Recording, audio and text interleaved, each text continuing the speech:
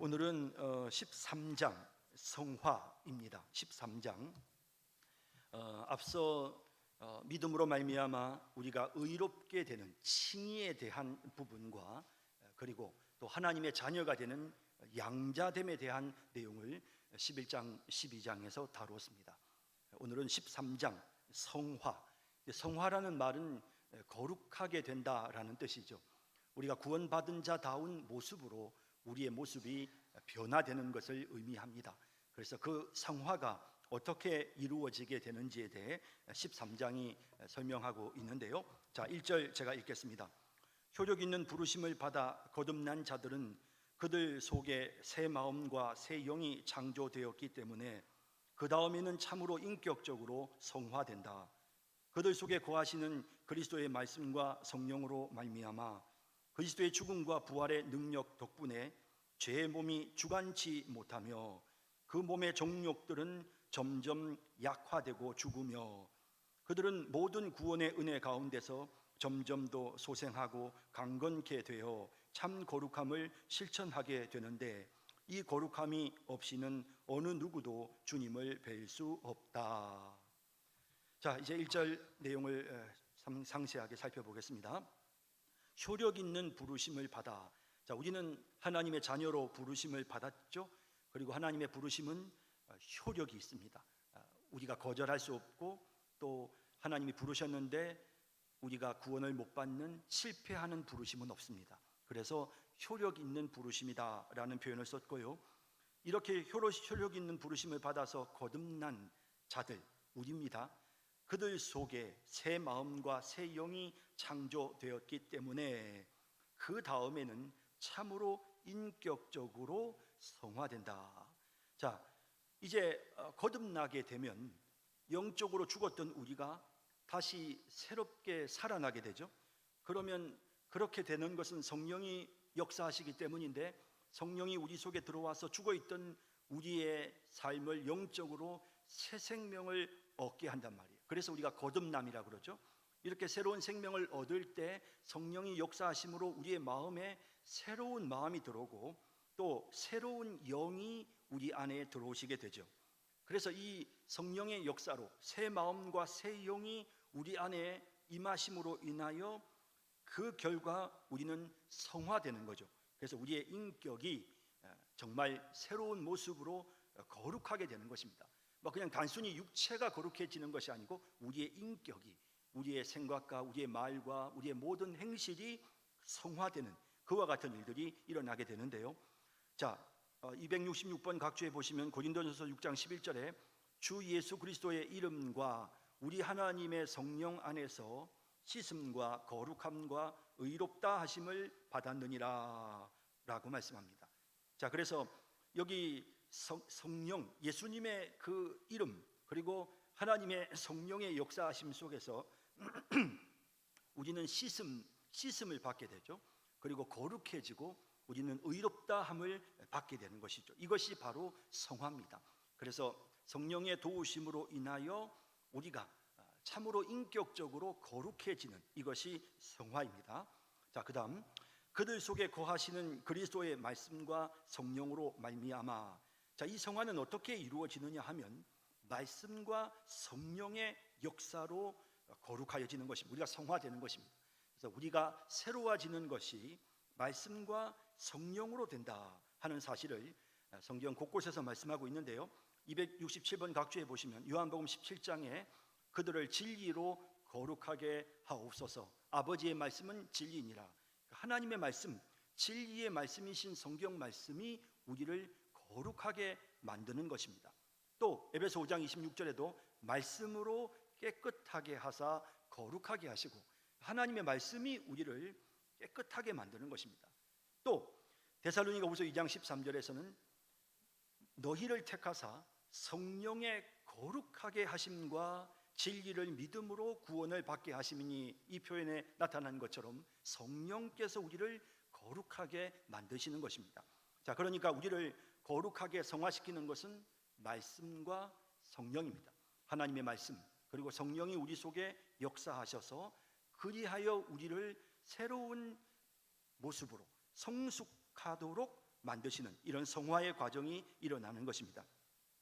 그리스도의 그다음 그리스도의 죽음과 부활의 능력 덕분에 죄의 몸이 주관치 못하며, 자, 그래서 그런데 이 과정에서 예수님의 그 십자가의 죽으심과 부활이 우리 속에 역사하심으로 인하여 죄의 몸이 더 이상 우리를 주관하지 못한다라고 이렇게 표현하고 있는데요. 각주에 보시면 268번에 로마서 6장 6절에 옛사람이 예수와 함께 십자가에 못 박혔다. 예수님과 우리가 함께 십자가에 못 박힘으로써 죄의 몸이 죽었다.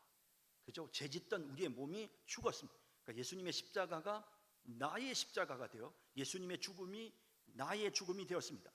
그 결과 다시는 우리가 죄에게 종노릇하지 아니하려 함이니, 죄짓고 죄의 노예로 살았던 우리의 옛사람이 예수님이 십자가에 못 박히시는 그 십자가의 죽으심으로 인하여 우리의 옛사람도 죽었기 때문에, 그래서 이제는 더 이상 죄의 종노릇하지 않게 되었다라는 겁니다. 자, 또 로마서 6장 14절에 죄가 너희를 주장하지 못하리니 너희가 법 아래 있지 아니하고 은혜 아래 있습니다. 우리가 계속해서 범죄를 저지르고 죄값을 치루어야 되는 죄를 갖고 있으면, 그러면 그 죄의 권능이 그 율법을 통해서 우리를 사로잡고 우리를 주장하지만, 이제 그 죄값을 예수님이 다 치르셨기 때문에 더 이상 죄는 우리를 노예로 끌고 가지 못한다는 것입니다. 그래서 여기 이제 그리스도의 죽음과 부활의 능력 때문에 죄의 몸이 주관치 못하며 라는 표현을 쓰고 있습니다. 그래서 죄의 몸이 더 이상은 나를 지배하지 못하게 되어지고, 그 다음 그 몸의 정욕들은 점점 약화되고 죽으며, 그렇습니다. 그래서 완전히 처음부터, 그냥 이제 또 뒤에도 설명이 나오지만 처음부터 다 완전히 우리가 거룩해지는 것은 아닙니다. 그러나 점점 우리 속에 있는 그 몸의 정욕들이 약화되고 죽는다는 것입니다. 269번 각주에 보시면 그리스도 예수의 사람들은 육체와 함께 그 정욕과 탐심을 십자가에 못 박았느니라. 그래서 이렇게 자꾸 십자가에 못 박아요. 그래서 자꾸 이제 못 박고 또 못 박고 이러면서 점점 거룩해지는 것입니다. 또 로마서 8장 13절에도 영으로서 몸의 행실을 죽이면 살리니, 영으로서 몸의 행실을 계속 죽이는, 계속해서 죽이는 작업이 우리 안에 일어나는 것입니다. 그러니까 예수님의 십자가의 죽으심과 부활로 근본적으로 죄가 이제 더 이상 우리에게 왕노릇하지 못하게 되고, 거기에 덧붙여서 우리 속에 남아있는 이 죄의 정욕들이 점점 약해지는 거죠. 십자가에 우리가 못 박아버리고 성령의 도우심을 힘입어서 우리 속에 있는 이 악한 몸의 행실들을 죽이는 이런 일들이 계속해서 반복해지면서 점점 거룩해지는 겁니다. 그들은 모든 구원의 은혜 가운데서 자, 하나님께서 주시는 이 구원의 은혜는 아주 다양하게 많은데요. 그래서 이제 270번 각주에 보시면 우리가 성화되는 과정, 우리가 거룩해지도록 하나님이 베풀어 주시는 수많은 은혜가 있어요. 이 구원의 은혜가 정말 가지가지 종류별로 많은 은혜를 주시는데, 거기 보면 골로새서 1장 11절에 주님의 능력으로 우리를 능하게끔 만들어시, 우리는 사실 능력이 없지만 죄를 이길 수 있는 능력을 우리에게 주시고, 또 우리의 마음속에 기쁨을 주셔서 어려움을 견뎌내고 오래 참을 수 있게끔 만들어 주시는 이런 은혜가 계속 우리에게 주어지기 때문에 거룩해질 수 있는 겁니다. 또 에베소 3장 16절 19절에도 성령으로 말미암아 성령 속사람을 능력으로 강건하게 하시며, 그러니까 하나님 앞에 기도할 때 이 기도대로 하나님이 응답해 주시는 거죠.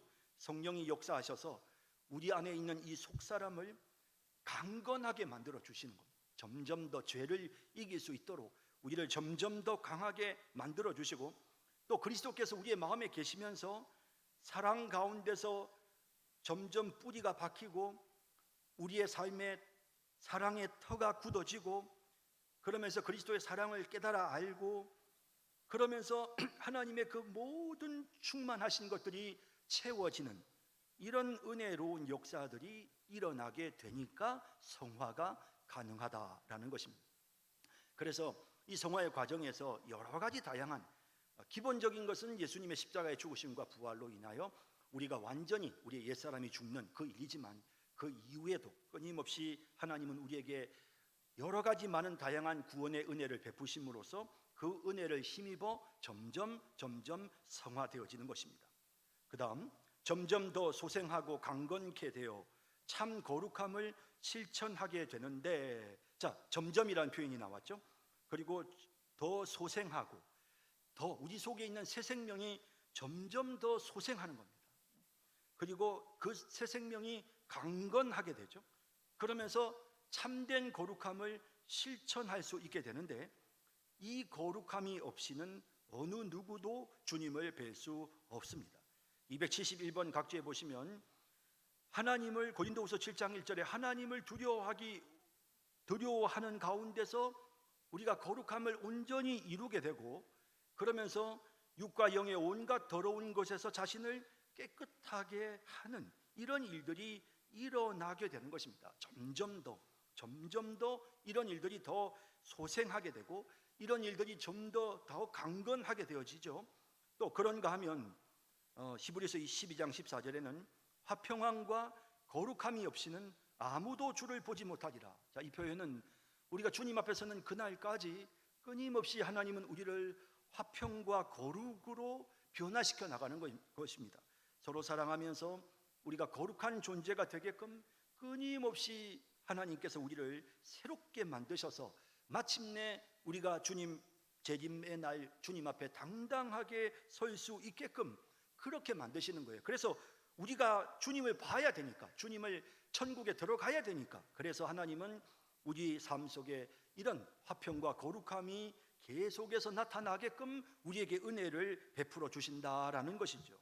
자, 이런 은혜가 계속해서 우리에게 나타남으로써 우리가 성화에 이르게 된다 하는 사실을 1절이 보여줍니다. 그 다음 2절 보시죠. 이 성화는 전인에 걸쳐 일어나지만 현세에서는 불완전하다.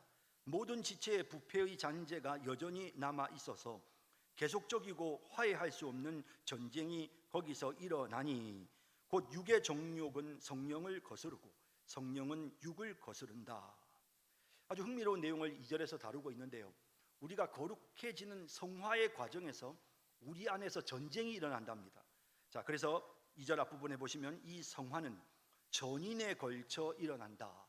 전인에 걸쳐 일어난다는 것은, 이것은 우리의 생각과 우리의 말과 우리의 행동이 성화된다. 그뿐만 아니라 우리의 육체와 우리의 영과 우리의 혼이 성화된다. 우리의 전 영역이, 우리의 모든 삶의 모든 부분들이 성화된다는 사실을 보여주는데요, 272번 각주에 보시면 데살로니가전서 5장 23절에 하나님이 친히 너희를 온전히 거룩하게 하시고 너희의 온 영과 혼과 몸이 우리 주 예수 그리스도께서 강림하실 때에 흠 없게 보존되기를 원하노라. 그래서 예수님이 강림하실 때까지 우리가 흠 없는 우리의 영과 혼과 몸이 되도록 하나님이 친히 우리를 거룩하게 만들어 주신다는 겁니다. 그래서 이 성화는 전인에 걸쳐서 영과 혼과 몸 전체가 다 거룩해지는 것인데, 하지만 이 성화는 현세에서는 불완전하다. 자, 이 땅에서 우리의 거룩과 성화는 불완전해요. 그건 우리가 다 잘 알잖아요. 우리 자신이 느끼죠. 우리가 순간순간마다 죄 짓는 그런 연약한 모습들이 우리에게 아직도 있지 않습니까? 자, 이걸 여기서 말씀합니다. 현세에서는 불완전하다. 모든 지체의 부패의 잔재가 여전히 남아 있어서, 자, 우리 모든 사람들에게는 부패의 잔재가 남아 있어요. 믿는 자든 믿지 아니하는 자든 다 타락한 부패의 잔재가 남아 있는데요, 273번 각주에 보시면 우리가 범죄하지 아니하였다면 하나님을 거짓말하는 이로 만드는 것이니 또한 그의 말씀이 우리 속에 있지 아니하니라. 그러니까 우리는 범죄해요. 하나님이 분명히 말씀하세요. 우리는 범죄한다고요. 그 다음 페이지 계속 로마서 7장 18절에도 내 속 곧 내 육신에 선한 것이 거하지 아니하는 줄을 아노니, 우리 속에 악한 게 있어요. 우리 안에 악한 것이 있다니까요. 또 로마서 7장 23절에도 내 지체 속에 있는 죄의 법으로 나를 사로잡는 것을 보는도다. 내 안에 죄의 법이 남아 있어요. 죄를 짓게 만드는 이런 죄의 법이 우리의 삶을 끌고 가는 이런 연약한 모습이 우리에게 있단 말이에요. 그래서 바울은 빌립보서 3장 12절에 내가 이미 얻었다 함도 아니요 온전히 이루었다 함도 아니라 그래서 그리스도 예수께 잡힌 바 된 그것을 잡으려고 달려가노라. 다시 말하면 나는 이제 완전히 성화되었다가 아니라는 거예요. 끊임없이 그냥 성화를 위해서 거룩한 삶을 위하여 그는 계속해서 달려가고 있다라는 표현을 쓰고 있죠. 우리는 그래요. 지금 현재 우리의 모습이 이렇게 불완전합니다. 여전히 우리 지체에 이런 부패의 잔재가 남아 있어요. 자, 그다음 계속적이고 화해할 수 없는 전쟁이 거기서 일어나니. 자, 그래서 이 전쟁은 계속적이죠. 이거는 우리가 천국 가는 그날까지 계속됩니다. 그리고 화해할 수 없는 전쟁, 타협이 안 돼요. 이거는 선과 악은 이건 화해가 안 돼요. 선을 택하든 악을 택하든 하나는 끝장이 나야 되죠. 그래서 이 전쟁이 계속 일어나는데요. 곧 육의 정욕은 성령을 거스르고 성령은 육을 거스르는. 그래서 우리 안에 있는 이 육체의 정욕과 그리고 성령이 우리 속에 역사하셔서 거룩해야 된다. 거룩해야 된다. 하나님의 자녀다운 모습으로 살아야 된다. 사랑해야 된다 라고 말씀하시는 그 성령의 역사가 싫어, 미워, 내 마음대로 할 거야 라는 나의 이 육의 정욕과 더불어서 끊임없이 우리 안에서 싸우는 이런 전쟁이 계속된다라는 겁니다. 274번 각주에 갈라디아 5장 17절 육체의 소욕은 성령을 거스르고 성령은 육체를 거스르나니 그런 내용 나오죠. 베드로전서 2장 11절에도 영혼을 거슬러 싸우는 육체의 정욕을 제어하라. 끊임없이 이 육체의 정욕이요 우리 속에 있는 성령이 주시는 거룩한 마음들을 자꾸만 무너뜨리려고 하기 때문에 우리는 반대로 성령의 능력으로 이 속에 있는 육체의 정욕을 제어하는 이런 싸움을 계속 싸워야 된다 하는 것입니다. 자, 그래서 이 거룩해지는 성화의 단계에서 사실은 이것이 처음 예수를 믿는 순간에 단순간 이루어지는 것이 아니고 우리의 평생 동안 우리 안에 있는 육의 것과 성령의 소욕이 서로 전쟁을 치르면서 그러면서 조금씩 점점 더 거룩해져 가는 이런 것이 우리의 성화임을 말씀하고 있는 것입니다. 자, 3절 넘어갑니다. 그 전쟁에서 부패의 잔재가 한동안 훨씬 우세할 수도 있지만 중생한 부분이 거룩하게 하시는 그리스도의 성령께서 공급하시는 힘으로 이긴다. 그래서 성도들은 은혜로 자라가며 하나님을 경외하는 가운데 거룩함을 완성해 간다. 자, 이제 이 3절이 이제 결론인데요. 자, 이렇게 2절에서는 우리에게 이런 싸움이 있다고 했지만 3절은 그 싸움이 어떻게 되는지 결과를 보여줍니다. 그래서 그 전쟁에서 부패의 잔재가 한동안 훨씬 우세할 수도 있지만 그래요. 우리 속에 있는 그 육체의 정욕이요 훨씬 한동안 성령의 정욕보다 성령의 그 역사보다 훨씬 더 강할 수가 있어요. 그래서 한동안은 예수 믿고 처음에 한동안은 부패하고 연약한 상태로 있을 수 있다는 건데요. 275번 각주에 보면 내 지체 속에 있는 죄의 법으로 나를 사로잡는 것을 보는도다. 바울도 이런 표현을 쓰고 있습니다. 그래서 내가 지금 내 지체 속에 있는 이 죄악의 법칙으로 내가 점점 끌려 들어가고 있는 연약한 모습으로 점점 죄 가운데로 빨려 들어가고 있는 자기의 모습을 바울도 봐야 했다는 거예요. 자, 분명히 이런 경우에는 어떻습니까? 부패의 잔재가 성령의 역사하심보다 훨씬 우세한 모습을 보이죠. 자, 그다음 중생한 부분이 거룩하게 하시는 그리스도의 성령께서 공급하시는 힘으로 이긴다. 자, 그렇지만 거듭난 부분이 있어요. 우리 안에 성령께서 우리 속에 역사하셔서 우리를 거듭나게 하셨죠. 우리는 새 생명을 얻었어요. 그 중생한 부분, 우리 안에 있는 새로운 생명, 또 우리 주님께서 우리에게 주신 새로운 마음, 하나님이 우리에게 끊임없이 은혜를 베푸심으로 우리의 심령이 새로워졌잖아요. 이렇게 중생한 부분, 거듭난 그 부분이 거룩하게 하시는 성령의 공급으로 그리스도의 성령이 끊임없이 우리에게 힘을 주시기 때문에 그 공급하는 힘으로 결과적으로는 이기게 되는 것이죠. 그래서 성령의 역사가 반드시 우리 속에 있는 육체의 소욕을 이기는 결과가 나타나게 된다라는 겁니다. 이게 사실 가장 중요한 결론인데요. 276번 각주에 보시면 죄가 너희를 주장하지 못하리니 왜? 우리는 은혜 아래 있기 때문이다. 결국에는 우리가 죄가 우리를 항복시킬 수 없어요. 왜냐하면 우리는 하나님의 은혜 아래 있기 때문입니다. 또 요한일서 5장 4절에도 무릇 하나님께로부터 난 자마다 세상을 이긴다고 하셨습니다. 세상을 이기는 승리는 이것이니 우리의 믿음이니라. 우리가 주님을 믿는 믿음을 갖고 있으면 우리는 반드시 세상을 이깁니다. 여기서 말하는 세상이란 모든 악을 포함하는 개념입니다. 그래서 사탄이 역사하고 악이 역사하는 이 모든 것을 우리가 이기게 되는데 어떻게 이길 수 있느냐? 우리에게 믿음이 있기 때문에. 우리는 하나님께로부터 난 하나님의 자녀들이잖아요. 하나님의 자녀인 우리는 믿음으로 말미암아 세상을 이기게 되는 것입니다. 그래서 이 싸움은 결국에는 우리가 승리하는, 이기는 싸움이 된다는 것입니다.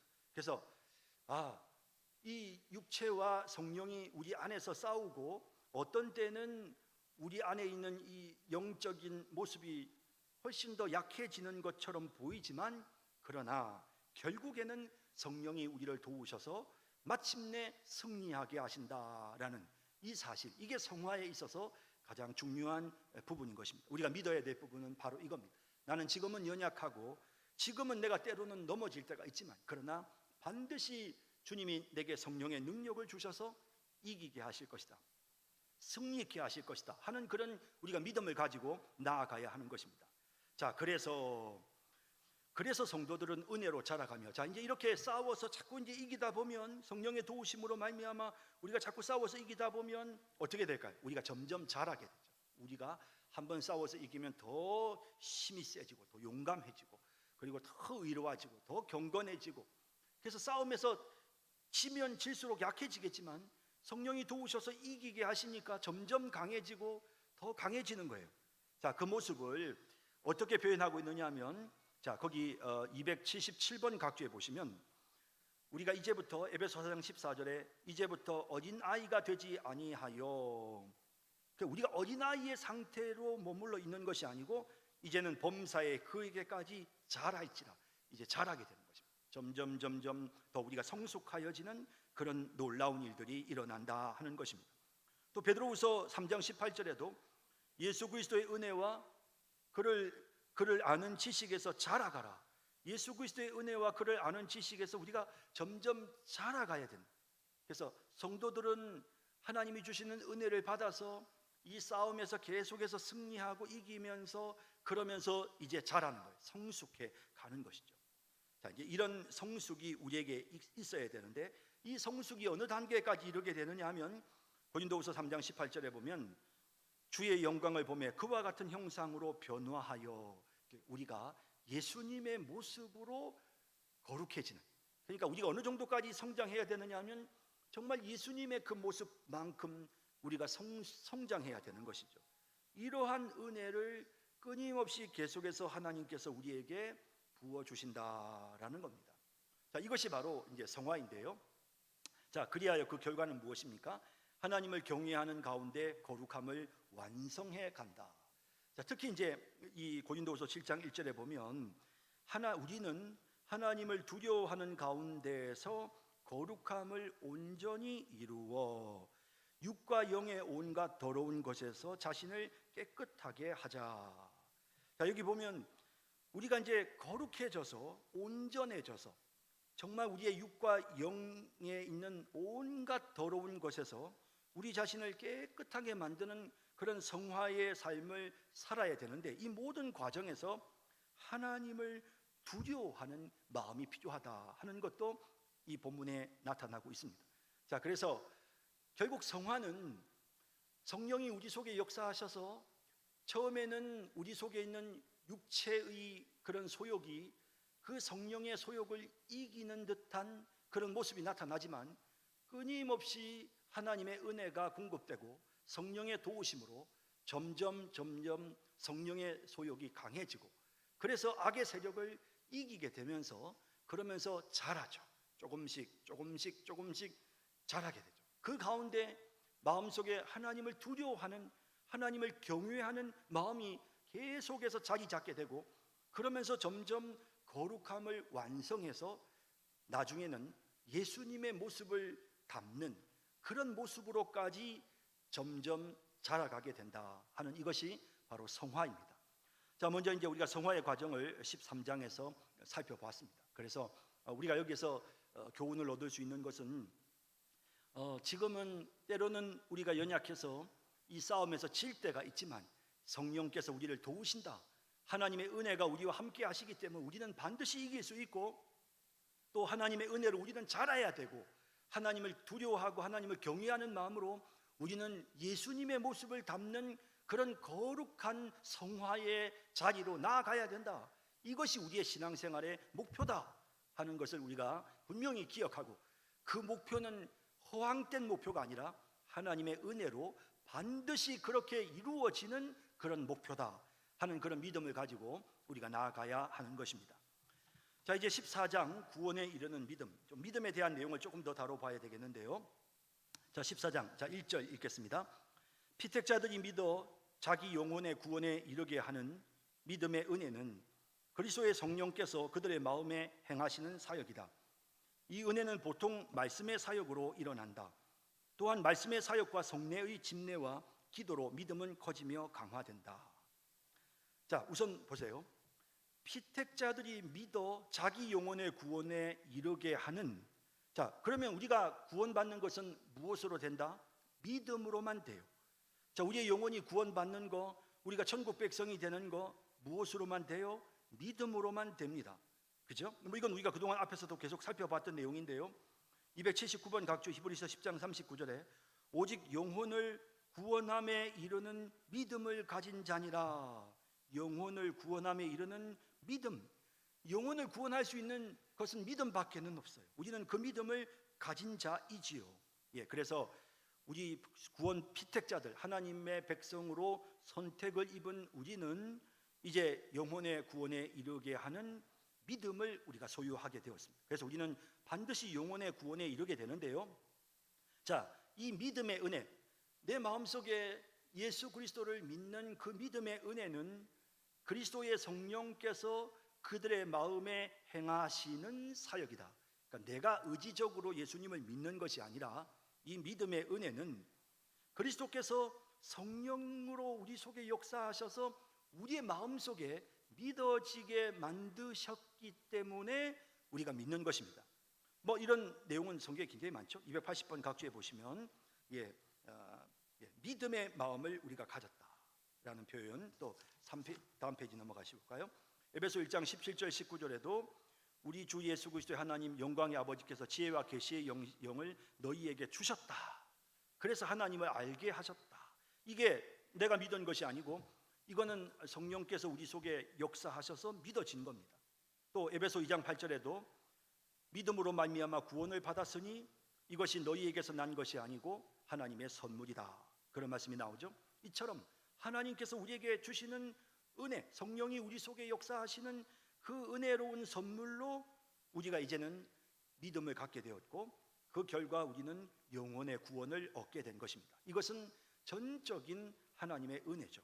그래서 예수 그리스도께서 우리에게 주시는, 그분이 성령의 역사로 우리의 마음속에 믿어지게 만드셨기에 우리가 믿을 수 있다는 것입니다.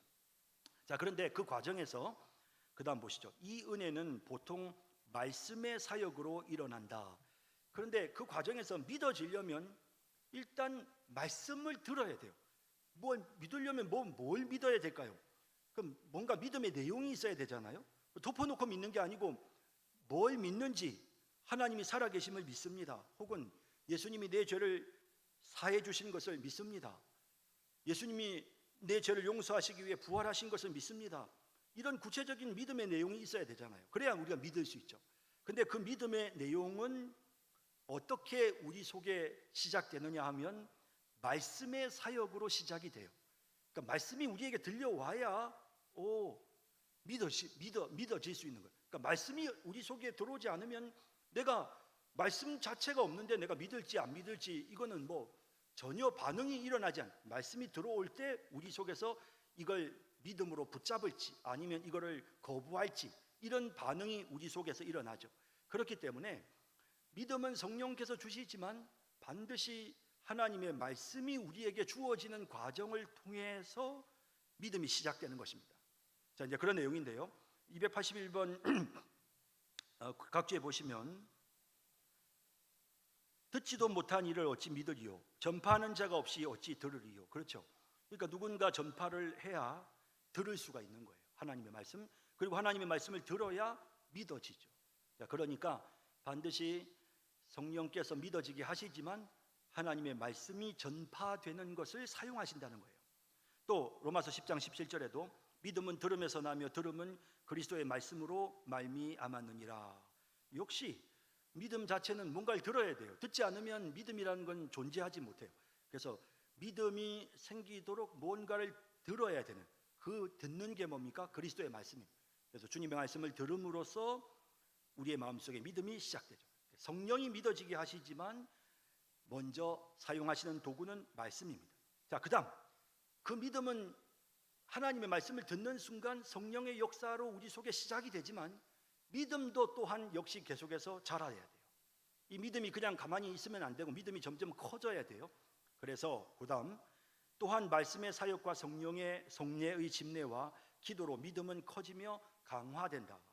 자, 그래서 믿음이 자꾸 자라야 되고 커져야 되는데 무엇을 통해서 강화되느냐 하면 말씀, 하나님의 말씀을 듣고, 그다음 성례, 우리가 세례와 성찬을 성례식이라고 하죠. 이러한 세례식과 성찬 예식을 통해서, 그다음 기도를 통해서 우리의 믿음이 점점 커지는 이런 일들이 일어나게 되는 거예요. 자, 그래서 우리의 믿음은 성령의 역사로 시작되고 그 믿음은 처음 하나님의 말씀으로 우리 안에 시작되지만 이 믿음이 계속해서 성장하기 위해서는 계속해서 하나님의 말씀이 들어와야 되고, 그리고 거룩한 성례, 세례와 성찬에 우리가 참여함으로써 뿐만 아니라 기도를 통해서 우리의 믿음이 점점 자라게 된다라는 겁니다. 282번 각주를 보시면요, 사도들이 누가복음 17장 5절에 우리에게 믿음을 더하소서 기도하는 내용이 나오죠. 예수님께 요청하는, 우리에게 믿음을 더하소서. 우리가 믿음을 하나님 앞에 구할 수 있습니다. 또 베드로전서 2장 2절에 신령한 젖을 사모하라. 그것이 너희로 구원에 이르도록 자라게 한다. 이게 신령한 젖이 무엇입니까? 하나님의 말씀입니다. 하나님의 말씀이 우리의 믿음을 점점 강화시킵니다.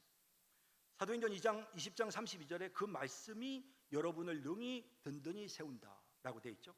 로마서 4장 11절에는 그가 할례의 표를 받은 것은 무할례 시의 믿음으로 된 의를 인친 것이다. 이건 무슨 말이냐면 이 구약 시대의 할례라고 하는 성례, 이것이 신약 시대는 세례가 되는데요. 이 구약 시대의 이 성례식이었던 할례 예식이 믿음을 강화시키는 것이죠. 믿음을 인치는 겁니다. 이 예식 자체가 믿음을 보강하고 믿음을 강화시키는 수단으로서 이 성례인 할례가 시행되었다는 것을 보여줍니다. 예, 그리고 이제 로마서 1장 16절 17절에도 마찬가지로 이 복음, 하나님의 말씀이 17절에 보면 복음에는 하나님의 의가 나타나서 믿음으로 믿음에 이르게 하나니, 그래서 하나님의 말씀을 가까이 할 때 계속해서 믿음이 또 다른 믿음을 가져다 주고 믿음이 더 큰 믿음을 우리에게 가져다 주는 이런 결과에 이르게 된다 하는 것이죠. 자, 그런데 여기서 이제 제가 한 가지 더 추가로 말씀드리고 싶은 것은요, 사실은 여기 보면 믿음이 점점 강화되고 자라는 데 있어서 세 가지를 이야기했습니다. 말씀과 그리고 성례와 그리고 기도. 자, 이것을 웨스트민스터 우리 신앙 고백서에는 대요리 문답과 소요리 문답이 있어요. 대요리 문답은 성인들에게 교리를 가르치기 위해서 묻고 답하는 형식으로 만들어진 거고, 그다음 소요리 문답은 아이들에게 교리를 가르치기 위해서 묻고 답하는 형식으로 만들어진 것이 소요리 문답입니다. 그 대요리 문답 154문에 보면 이런 내용이 나옵니다. 여러분 각주 그 인쇄물에 보시면 됩니다. 그리스도께서 자신의 중보의 혜택들을 전하는 데 사용하시는 외적 수단들은 무엇입니까? 자, 그래서 이것을 우리가 은혜의 방편이라는 말을 쓰는데요, 하나님께서 주시는 그 은혜, 하나님 그리스도께서 우리에게 주신 은혜의 결과로 우리의 믿음이 점점 자라게 되는데, 그 외적 방편, 은혜의 방편이 무엇이냐면 답이 보세요.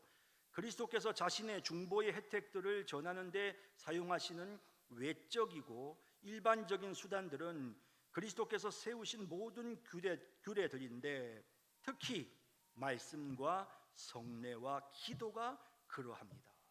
그래서 이 말씀과 성례와 기도는 우리에게 은혜를 하나님이 주시는 방편입니다. 그래서 이런 부분들이 우리의 신앙을 점점 강화시키고 우리의 믿음을 증대시키는 겁니다. 그래서 우리 교회도 보면 자꾸 어렵고 힘든 가운데서도 성찬식을 자꾸 하려고 하거든요. 왜 그러냐면 이 성찬 예식이 우리의 믿음을 강화시키기 때문에 그래서 성찬식을 계속해서 하려고 하는 겁니다. 그래서 이런 부분들을 우리가 잘 이해를 하셨으면 좋겠고요. 자, 그래서 우리 믿음이 점점 자라기 위해서는 이런 말씀, 성례, 기도와 같은 이런 부분들이 우리에게 있어야 된다라는 사실을 함께 우리가 봤습니다. 자, 그다음 2절로 넘어갑니다.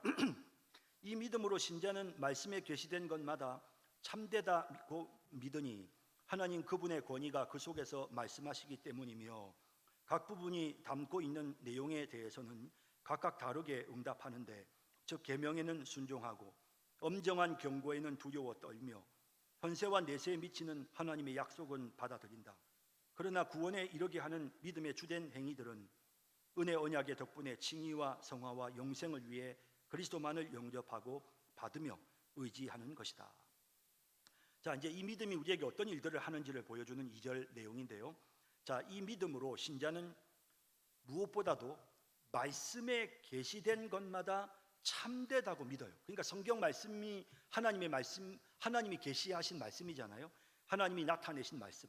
그래서 신자들은 마음속에 믿음이 들어오면 어떤 일이 생기느냐면 이 성경에 기록된 말씀들을 다 참되다고 믿어요. 자, 그런 믿음이 생기는 거예요. 참되다고 믿으니 왜냐하면 하나님의 그분의 권위가 그 속에서 말씀하시기 때문이며 그러니까 이 말씀을 읽는데 이 말씀이 야 이게 사람의 말이 아니고 하나님의 말씀이구나라는 게 느껴지는 거예요. 그러니까 우리가 성경을 읽다 보면 하나님의 권위가 느껴져요. 그렇기 때문에 목사님이 성경을 무조건 믿으라고 했어. 그러니까 무조건 성경은 하나님의 말씀으로 우리가 믿어야 돼. 누가 뭐라고 해서 그런 것이 아니라 성경을 읽다 보면 성경 속에서 하나님의 권위가 느껴져요. 우리가 다 느껴요. 그러면서 야 이건 정말 사람의 말이 아니라 하나님의 말씀이구나 하는 것이 깨달아지고 하나님의 말씀이구나라는 게 깨달아지니까 이 말씀을 전부 다 참되다고 믿는 거예요. 에이 이거 거짓말이야 말도 안 돼 이거 그런 생각이 들지 않고 무조건 하나님의 말씀으로 받아들여지고 이해가 좀 잘 안 되는 부분이 있으면 야 이거 성경에 문제가 있어 이거 이런 식으로 생각이 안 되고 내가 잘 깨닫지를 못해서 그런가 봐 나중에 목사님한테 한번 여쭤봐야 되겠다 이런 생각이 드는 거예요. 그래서 무조건 성경 말씀을 참된 말씀으로 믿게 되는데 이것은 성령이 우리 속에 믿음을 주셨기 때문이고 그리고 그 믿음으로 하나님의 말씀을 가까이 하는 동안 그 성경 말씀 속에서 하나님의 권위를 느끼기 때문에 하나님의 말씀의 권위를 느끼기 때문에 자연스럽게 이런 현상들이 나타나게 된다는 것입니다. 자, 그래서 283번 각주에다 보면 요한복음 4장 42절에 우리가 친히 듣고 그가 참으로 세상의 구주신 줄 알미라. 누구의 말을 들어서가 아니고 그들이 스스로 깨닫는 거예요. 성경을 읽다 보면 요한일서 5장 10절에도 하나님의 아들을 믿는 자는 자기 안에 증거가 있고 자 하나님의 아들을 우리가 믿는 것은 증거가 있어요. 무슨 증거? 이 성경이 예수님을 하나님의 아들이라고 말씀하시고 있거든요. 그런데 내가 성경을 믿기 때문에 나는 예수님이 하나님의 아들이시다 나의 구원자시다라는 걸 우리가 믿는 거예요. 그러니까 사실은 내가 하나님의 아들 예수님을 믿는다는 것은 내가 하나님의 말씀을 믿는다는 거예요. 성경 말씀을 나는 분명히 믿습니다. 그러니까 나는 예수님을 나의 구주로 믿습니다 라고 하는 게 되는 거죠. 자, 그 다음 또 사도행전 24장 14절에도 당신께 고백하리이다 하면서 나는 조상의 하나님을 섬기고 율법과 선지자들의 글에 기록된 것을 다 믿습니다. 그래서 이 사도 바울도 나는 구약이든 신약이든 하나님의 말씀 다 믿습니다 라고 이렇게 고백을 하는 것을 보게 됩니다.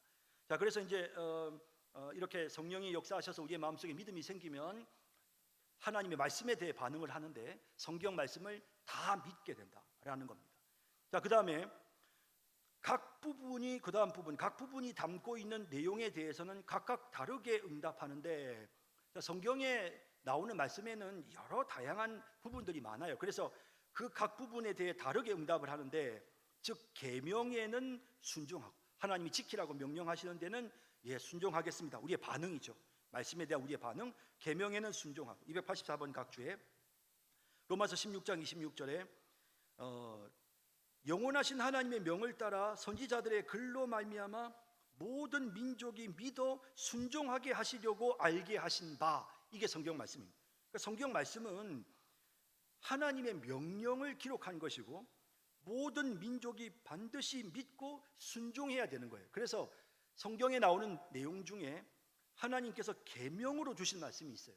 그런 말씀들은 우리가 무조건 순종해야 되고요. 이게 이제 우리가 믿음의 반응입니다. 또 그런가 하면 엄정한 경고에는 두려워 떨며, 자, 하나님께서 경고하시는 내용도 많잖아요. 성경에 보면 그런 부분에서는 우리는 정말 두렵고 떨리는 마음을 가져야 되고요. 285번 각주에 보시면 거기에 무릇 마음이 가난하고 심령에 통회하며 내 말을 듣고 떠는 자, 그 사람은 내가 돌보려니와. 어떤 하나님의 말씀은 우리가 정말 두렵고 떨리는 마음으로 그 말씀을 받아야 되는 그런 말씀도 있어요.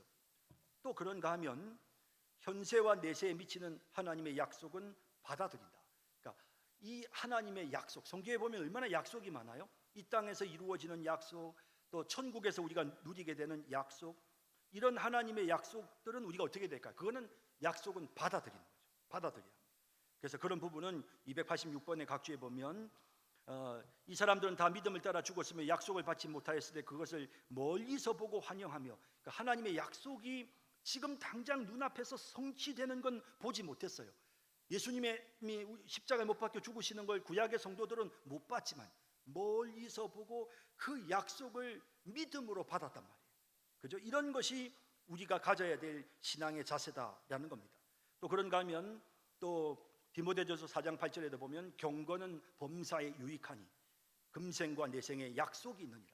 하나님의 말씀을 가까이 하는 이런 경건한 삶은 하나님 앞에서 참으로 유익한데 이 땅과 내생에 약속이, 하나님의 약속이. 그래서 성경 말씀 속에는, 자, 그래서 우리가 이제 성경 말씀을 읽다 보면 우리 안에 하나님의 성령이 역사하셔요. 그래서 우리가 믿음의 반응을 하기 시작합니다. 그런데 믿음의 반응을 하는데 그 말씀을 하나님의 말씀으로 믿고 믿음으로 반응할 때 하나님이 주시는 명령에는 아멘, 순종하는 것으로 반응하고, 또 하나님이 경고하시는 그런 명령에는 두렵고 떨리는 마음으로 반응하고, 또 하나님께서 약속해 주시는 약속에 대해서는 그 약속을 믿음으로 받는, 하나님 그대로 이루어질 줄로 믿습니다 라는 이런 형태로 이렇게 믿음의 반응을 하게 된다 하는 것입니다.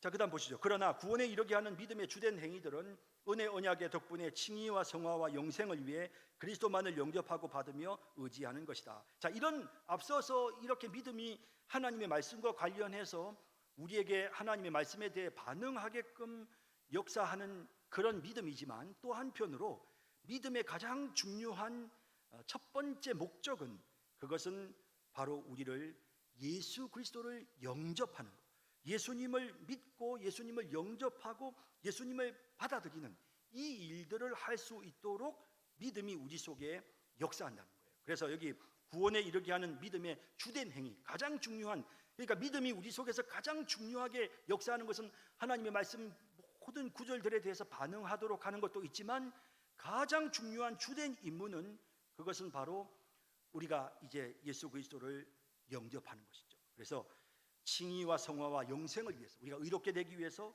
거룩해지기 위해서, 영원한 생명을 얻기 위해서 예수 그리스도를 우리가 영접하는 겁니다. 다른 자신의 행위를 의지하는 것이 아니라 예수 그리스도만을 영접하는, 내가 구원받을 수 있는 방법은 은혜 언약 덕분에 예수님께서 우리에게 십자가에 못 박혀 죽으시고 우리의 죄값을 용서하시고 우리를 하나님이 자기 자녀로 삼아주신 이 은혜로운 은혜 언약 덕분에 하나님, 제가 할 일은 예수님을 믿는 것밖에는 없습니다 라며 예수님을 믿고 의지하는 이런 마음이 들도록 하는 것이 우리 안에 있는 믿음이 하는 가장 주된 임무다라는 거예요. 주된 행위가 바로 그것이다 라는 겁니다. 자, 그렇게 해서 이제 믿음은 우리를 예수 믿고 하나님의 자녀 되게끔 만들고요, 그리고 이제 그 믿음은 또 말씀에 대해 반응하는 모습으로 발전되어 나가는 것입니다. 자, 그 다음 마지막 3절입니다. 이 믿음은 정도가 다르며 약하거나 강할 수 있고, 예, 그래요. 믿음은요, 큰 사람도 있고 믿음이 작은 사람도 있어요. 288번 각주에 보시면 어린아이 같은, 그래서 의의 말씀을 경험하지 못한 그런 약한 믿음이 있는가 하면 장성한 믿음을 가진 사람도 분명히 나오죠. 또 로마서 14장에 보면 아브라함이 100세에 사라의 태가 죽은 것 같음에도 불구하고 믿음이 약하여지지 않았다, 믿음이 견고해졌다, 이런 표현을 쓰고 있잖아요. 그래서 믿음은 약해지기도 하고 견고해지기도 합니다. 또 마태복음 6장 30절에 보면 믿음이 작은 자들아 라는 표현이 나오죠. 또 마태복음 8장 10절에는 이스라엘 중 아무에게서도 이만한 믿음을 보지 못하였노라 라는 내용이 나오죠. 이렇게 믿음은 정말 사람들마다 수준 차이가 있고요, 작은 믿음이 있고 큰 믿음이 있어요. 자, 당연히 우리는 큰 믿음의 소유자가 되어야 되겠는데요. 자, 그런데 그렇기 때문에 자주 여러 형태로 공격을 받아 약해지기도 한다. 우리의 믿음이 때로는 공격을 받아서요 약해져요. 믿음이 약해진다니까요. 예수님의 제자들도 약해지잖아요. 하지만 중요한 것은 최후 승리를 얻어요. 우리의 믿음은 마지막에 가서는 궁극적으로 승리를 하게 되는데요. 자, 289번 각주에 보시면 예수님이 베드로에게 말씀하시는 내용이 나오죠. 내가 너를 위하여 내 믿음이 떨어지지 않기를 기도하였노니 라고 되어 있습니다. 그래서 믿음이 떨어지는 연약한 모습을 보여주죠. 하나님이, 우리 예수님이 그를 위하여 기도해 주고 계십니다. 또 에베소 6장 16절에도 보면 믿음의 방패를 가지고 악한 자의 모든 불화살을 소멸하고, 그러니까 믿음의 방패를 갖고 우리가 지금 악한 자의 모든 불화살을 지금 막아야 되는 거예요. 믿음으로. 그걸 이거 악한 것들이 우리를 넘어뜨리려고 할 때 우리가 믿음으로 이걸 우리가 지금 막아야 되는 거예요. 이렇게 이런 과정에서 때로는 우리의 믿음이 약해질 수도 있어요. 자, 그다음 또 하지만 요한일서 5장 4절 5절에 보면 무릇 하나님께로부터 난 자마다 세상을 이기느니라. 세상을 이기는 이김은 이것이니 우리의 믿음이니라. 예수께서 하나님의 아들이심을 믿는 자가 아니면 세상을 이기는 자가 누구냐? 결국 우리가 반드시 믿음으로 이기게 된다라는 겁니다. 그래서 때로는 믿음이 공격을 받아서 약해지기도 하지만 그러나 결국 가서는 믿음으로 말미암아 우리는 승리하게 된다라는 겁니다. 자, 그다음 이 믿음은 많은 이들 가운데서 우리 믿음의 주요 온전케 하시는 주 그리스도를 통하여. 자, 이제 이게 우리가 이제 히브리서에 보면 히브리서 11장에 정말 많은 믿음의 사람들을 막 언급을 하거든요. 그렇게 이제 언급하고 난 다음에 그리고 나서 허다한 증인들, 믿음으로 살았던 위대한 신앙의 인물들을 쭉 열거하고 이런 우리가 본받을 만한 정말 믿음의 인물들이 이렇게 많다라는 이야기를 하는데, 그렇게 많은 사람들이 있지만 더더욱 우리의 믿음을 확실하게 해주시는 분은 바로 우리의 믿음의 주요 온전케 하시는 분이 바로 예수님이라는 겁니다. 그래서 우리의 믿음이 온전하여지도록 우리의 믿음의 유일한 대상이시고 우리의 믿음을 온전하게 만들어 주시는 분은 바로 예수님이라는 거예요. 자, 그래서 290번 각주에 보시면 히브리서 12장 2절에 믿음의 주요 또 온전케 하시는 이인 예수를 바라보자. 그래서 예수님이 우리의 믿음을 온전하게 만들어 주세요. 그래서 우리가 그 예수님을 바라봐야 한다는 것입니다. 자, 그래서 이런 예수님의 도우심을 통해서 믿음의 주요 온전케 하시는 이신 예수님을 통하여 주 그리스도를 통하여 충만한 확실성을 얻을 때까지 자라간다. 그래서 우리가 이 예수 그리스도를 바라보고 예수님을 의지할 때 예수님을 통해서 계속해서 우리는 믿음이 자라는데요. 어느 정도까지 자라느냐? 충만한 확실성이라는 표현을 썼습니다. 자, 이제 그런 게 뭐냐면 291번 각주에 보시면 히브리서 6장 11절 간절히 원하는 바는 동일한 부지런함. 성도들 모두가 다 동일하게 부지런하고 끝까지 소망이 풍성함, 천국에 대한 소망을 끝까지 가지는 거예요. 그 다음에 믿음과 오래 참음으로 하나님이 주신 모든 약속들을 기업으로 다 받아내는 이런 정도에 이르기까지 우리의 믿음이 자라게끔 하신다는 거예요. 그래서 우리가 믿음의 주여 온전케 하시는 이 예수님을 우리가 바라볼 때 그 믿음이 계속해서 자라서 지금 여기 우리 모두가 다 동일한 부지런함을 끝까지 소망을 풍성하게 가지면서 믿음이 약해지지 않고 오래 참아서 마침내 성경에 약속되어 있는 모든 약속들을 우리가 다 받아 누리는 그런 단계, 그것이 바로 충만한 확실성이, 그런 충만한 확실성을 얻을 때까지 계속해서 우리의 믿음은 성장하고 자라게 된다는 겁니다. 히브리서 10장 22절도 마찬가지인데요. 참 마음과 온전한 믿음으로 하나님께 나아가자. 이런 상태가 되도록 우리를 하나님이 자라게 해주시는 겁니다. 또 골로새서 2장 2절에도 사랑 안에서 연합하여 확실한 이해의 모든 풍성함을 얻고 그리스도를 깨닫는 이런 은혜를 하나님이 주셔서 우리의 믿음이 점점 자라가게 된다라는 겁니다. 자, 이제 오늘 이제 성화와 믿음에 대한 내용을 함께 이제 살펴봤습니다. 그래서 여기서 이제 우리가 중요한 것은 성화에서도 마찬가지고 믿음에서도 마찬가지인데 사실 우리에게는 싸움이 있어요. 그래서 항상 우리가 때로는 연약해지기도 하고 또 때로는 우리의 믿음이 약해지기도 하고 우리가 더럽혀지기도 해요. 그렇지만 성령께서 우리를 도우십니다. 정말 우리 주님이 우리에게 은혜를 베푸셔요. 그런 가운데서 우리가 점점 거룩해지는 것입니다. 특히 하나님의 말씀을 우리가 자꾸 깨닫고 배우면서 그러면서 우리가 점점 거룩해지고 결국 중요한 것은 우리가 마지막에 주님이 재림하시는 그날에 우리는 반드시 승리하게 된다. 반드시 우리는 이긴다. 저렇게 하다가 결국 망해서 지옥에 떨어지고 이런 일은 없어요. 반드시 승리하도록 그렇게 믿음의 주님이 온전케 하시는 우리 주님께서 우리를 도와주시고 붙잡아 주신다라는 이런 사실을 오늘 13장과 14장을 통해서 우리가 확실하게 배울 수 있었습니다. 자, 이제 제가 기도하겠습니다. 사랑의